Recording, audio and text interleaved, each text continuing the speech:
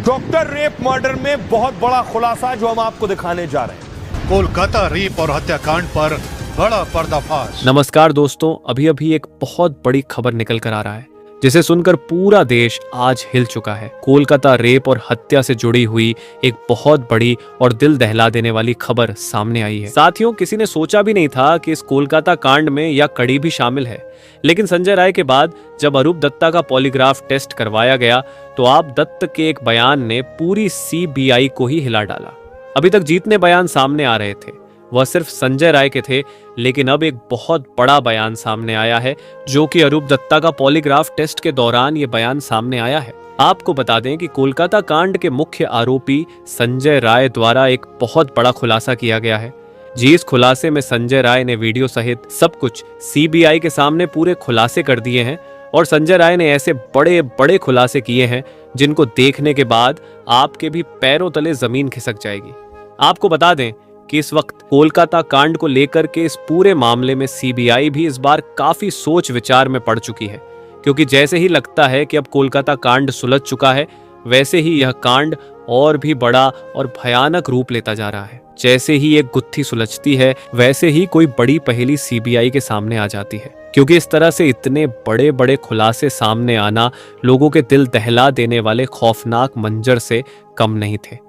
आपको एक एक करके सारे खुलासे बताएंगे, तो वीडियो को लास्ट तक देखते रहिएगा, क्योंकि इस वीडियो में बीच में एक ऐसा खुलासा आपको देखने को मिलेगा जिसको देखने के बाद आपके पैरों तले जमीन खिसक जाएगी। लेकिन उससे पहले उस लड़की को जल्द से जल्द न्याय मिले, उसके लिए इस वीडियो को एक लाइक और कमेंट में वी वांट जस्टिस जरूर लिखिएगा। साथ ही चैनल में पहली बार आए हैं तो चैनल को सब्सक्राइब भी जरूर कर लीजिए। सबसे पहले आपको बता दें कि कोलकाता कांड के मुख्य आरोपी संजय रॉय के बारे में एक चौंकाने वाला पर्दाफाश हुआ। साथियों, पता चला है कि संजय जिस बाइक का इस्तेमाल करता था वह बाइक एक पुलिस कमिश्नर के नाम पर रजिस्टर्ड है। इतना ही नहीं साथियों, इसमें यह भी शंका जताई जा रही है कि क्या कोलकाता पुलिस ने ममता बनर्जी के निर्देश पर रेप मर्डर केस में शामिल ताकतवर लोगों को बचाने के लिए संजय राय को फंसाया है, क्योंकि मुख्य आरोपी संजय ने पॉलीग्राफ टेस्ट में खौफनाक सच को कबूल किया है। वह भी कई सवाल खड़े कर रहे हैं। कोलकाता कांड का खौफनाक सच सामने आ गया। बेटी डॉक्टर के साथ रेप हुआ या गैंग रेप पता चल गया, और उसके साथ और जो 4-5 लोग थे वह कौन कौन थे उनके नाम भी आज पता चल चुका है। और सबसे ज्यादा हैरान करने वाला सच तो जैसे ही आप जानेंगे आप सोच भी नहीं सकते हैं कि जो बाकी के 4 लोग जिनके नाम हम बताने जा रहे हैं उनके नाम जानकर आपके पैरों तले जमीन खिसक जाएगी। रेप मर्डर केस में दरिंदे का सबसे बड़ा कबूलनामा पॉलीग्राफ टेस्ट में कोलकाता कांड के दरिंदे संजय रॉय ने वह खौफनाक सच बताया है जिसे सुनकर किसी की भी रूह कांप जाएगी। संजय राय ने सीबीआई की टीम के सामने पॉलीग्राफ टेस्ट के दौरान अपना गुनाह कबूल करते हुए कहा कि उसने ही लेडी डॉक्टर का रेप किया था। रेप के बाद उसने लेडी डॉक्टर की हत्या कर दी। पॉलीग्राफ टेस्ट में दरिंदे ने हत्या की वजह भी बताई। उसने कहा कि लेडी डॉक्टर लगातार चिल्ला रही थी, शोर मचा रही थी, इसलिए उसने लेडी डॉक्टर को चुप करने के लिए उसका गला दबा दिया और तब तक दबाए रखा जब तक कि उसकी सांसें थम नहीं गई। जब लेडी डॉक्टर का शरीर ढीला पड़ गया, हाथ और पैर में हरकत बंद हो गई, वह शांत हो गई, तब जाकर उसे दरिंदे ने लेडी डॉक्टर के गले से अपनी पकड़ ढील की। लेकिन इसी के साथ एक और चौंकाने वाला सच सामने आया है। अब फिर से दरिंदे संजय ने अपना बयान बदलते हुए दरिंदे संजय ने सुनाई एक और थ्योरी। पहले गुनाह कबूला फिर यू टर्न। दरअसल कोलकाता के आरजी मेडिकल में लेडी डॉक्टर के साथ रेप और फिर हत्याकांड को जिस तरह से अंजाम दिया गया, अभी तक इसकी गुत्थी जो है वो सुलझी नजर आ रही थी, लेकिन इस यू टर्न के बाद उलझती जा रही है। दोस्तों, चलिए पूरी खबर क्या है जानते हैं विस्तार से। डॉक्टर बिटिया के मुख्य दरिंदे संजय रॉय ने यू टर्न लिया है और सीबीआई की टेंशन को बढ़ा दिया है। आरोपी संजय रॉय का पॉलीग्राफ टेस्ट हो गया। आरोपी संजय रॉय पर किए गए पॉलीग्राफ टेस्ट में कथित तौर पर कई झूठे और अविश्वसनीय जवाब दिए हैं। दरअसल इस टेस्ट के दौरान आरोपी संजय रॉय ने कहा कि जब वह आरजीकर अस्पताल के सेमिनार हॉल में पहुंचा तब तक लेडी डॉक्टर की मौत हो चुकी थी, यानी कि तब तक लेडी डॉक्टर अपनी जान गंवा चुकी थी। वैसे जानकारी आप तक पहुंचा दें कि इसी सेमिनार हॉल में 9 अगस्त को महिला डॉक्टर का शव मिला था। सीबीआई सूत्रों की माने तो आरोपी संजय ने खुद को बेकसूर बताया और कहा कि उसे फंसाया जा रहा है, यानी कि कहीं ना कहीं उसने खुद अपने साथ साजिश होने की बात यहां पर कही है, जबकि पहले खबर पूरी तरह से यह सामने आई कि उसने अपना गुनाह कबूला है। मीडिया रिपोर्ट के मुताबिक सूत्रों की माने तो पॉलीग्राफ टेस्ट के दौरान आरोपी संजय रॉय काफी नर्वस था, काफी बेचैन नजर आया, बहुत परेशान नजर आया। रिपोर्ट में यह भी कहा गया कि कई सबूतों के साथ उसका आमना सामना भी करवाया गया, जिसके जवाब में उसने अपने बयानों का हवाला दिया और सीबीआई टीम को बताया कि जब उसने सेमिनार हॉल में पीड़िता यानी कि लेडी डॉक्टर को देखा तो पहले ही वह अपनी जान गंवा चुकी थी, मर चुकी थी।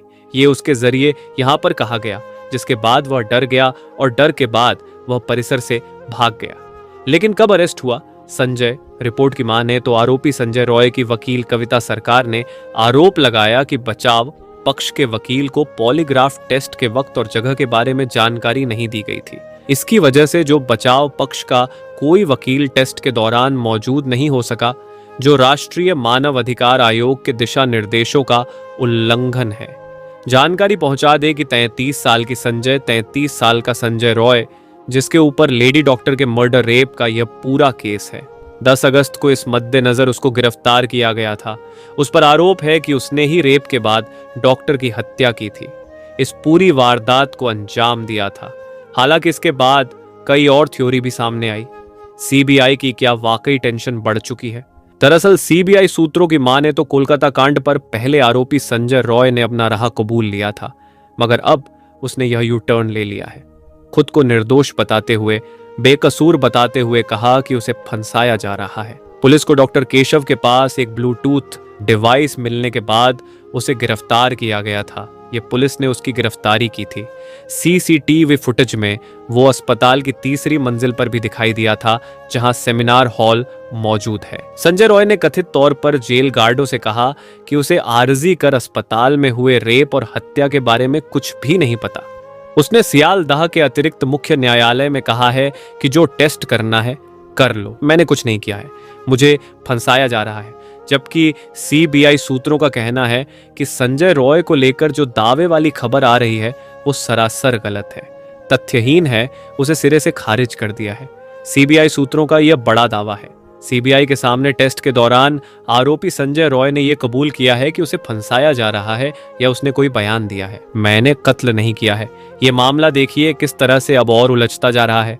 तो फिलहाल इस पूरे मामले को लेकर जहां हमने प्रदर्शन की तस्वीरें देखी, जहां हमने बड़े स्तर की बैठकें देखी, जहां हमने सियासी तौर पर ममता सरकार बीजेपी को आमने सामने देखा, पक्ष विपक्ष के बीच में वो बड़ी लड़ाई भी देखी।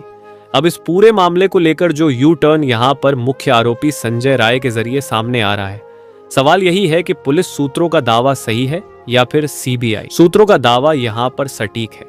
क्या वाकई यू टर्न लिया गया है आरोपी संजय रॉय की तरफ से? और अगर लिया गया है, यह दबाव बनाया गया है, फंसाया जा रहा है, तो कौन है वो मुख्य कड़ी? क्या उसका सामने आना बाकी है? और अगर नहीं तो क्या आरोपी संजय रॉय खुद को अब बचाने की कोशिश कर रहा है?